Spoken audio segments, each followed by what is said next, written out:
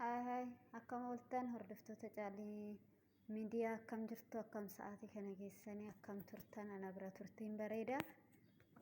Kanaafiyyuu har'a wanta tokkoon hojjechuu eda asas waliin hojjennaan afaana taa'an isiniin jedhanis maalinni wettama kubuus lahaamin hojjedhaa kaataatti hojjetamu jalqabaa hanga dhumaa isinan argisiisaa nafaana turaan isiniin jedha.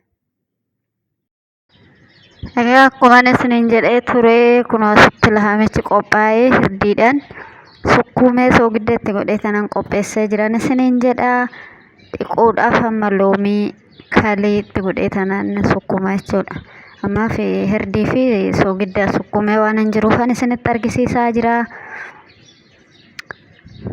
Dhiigni isaa daddafeetti keessaa fooliin isaa tasarraa badaa yoo akkanatti sukkuumame.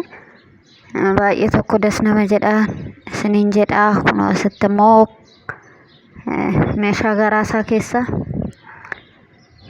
saambamoo maal jedhama isaanis itti godhamanii hojjetaman biyya kanatti hin beektanii itti gooneet hojjennan isiniin jedha. Asitti kunoo sukkuuman jira isa hirdii fi soogidda itti godhee toyi asitti kaliin qophaa'ee loomiin qophaa'ee jira. Kalichis kunoo qophaa'ee jira. San booda isaan sitti makee tana sukkuuma jechuudha itti naqeetu dhiigni isaa daddafee akka keessaa ba'uuf. Asitti immoo shunkurtii adii fi shunkurtii diimaa muradhee qopheeffadheen jira. Asitti immoo bishaanicha irra godhadhee bishaanichi qophaa'ee jira isiniin jedha. Ittuma fufaana waliin taa'in isiniin jedha. Kunoo bishaan koo ho'aa jira hin daffinee. Kana fakkaataa immoo bishaanicha foonicha fidee dhiquudhaaf loomii yegiddi loomii dhiqaawwan osoo hin ta'in bishaan ittiin dhiqamu osoo hin ta'in loomii kanallee murree yoo itti goone shaggaadha foolii isaa keessaa balleecha.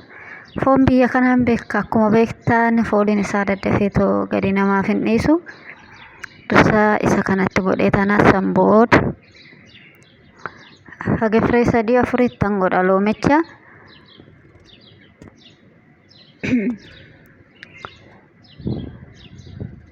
Asitti immoo kalii qopheeffadhee tan jira kunoo itti naqee.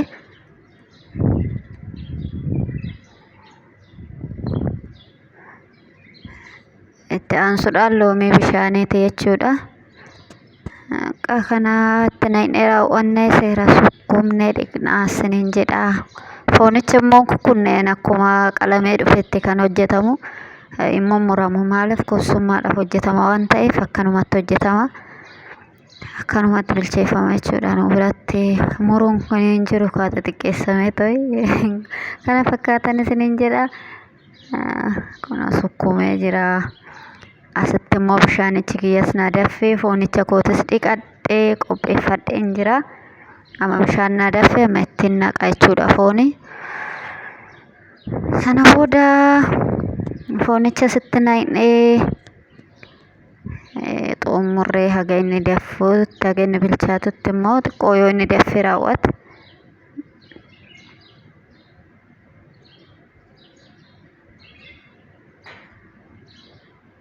asitti immoo meeshaan garaa keessaa kun qulqullaa'ee innis addumatti niqee jechuudha. Haga bishaan naa daffuutti asuma loomii keessatti an dhiise. Maaliif daddafee to'iin isaa keessaan ba'u maal akka ta'e hin beeku. Asitti shunkurtiin muramee jira.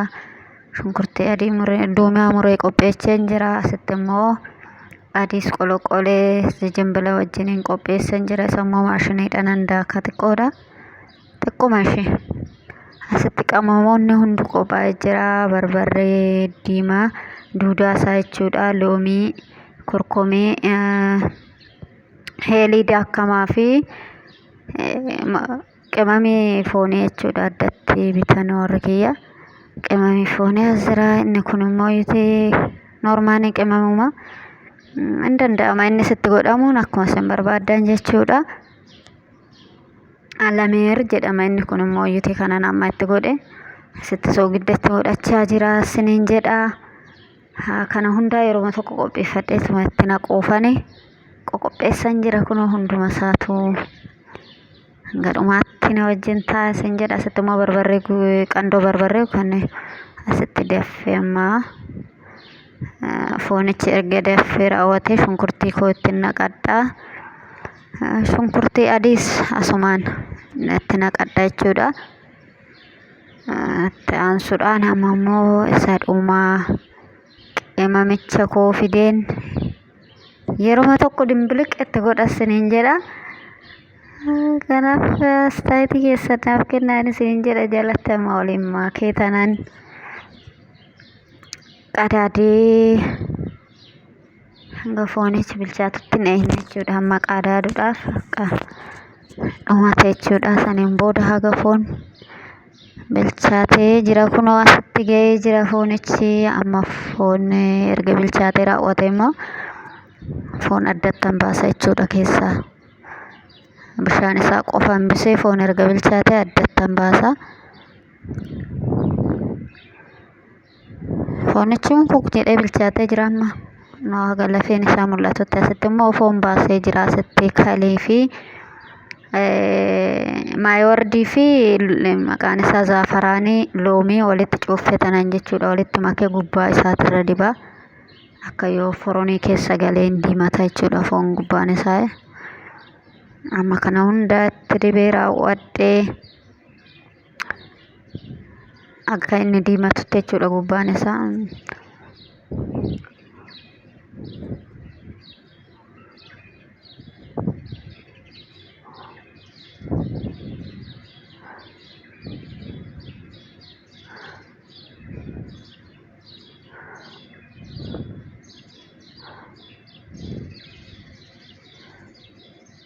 Amma xumuree jira kunoo itti dibeetoon isiniin jedha.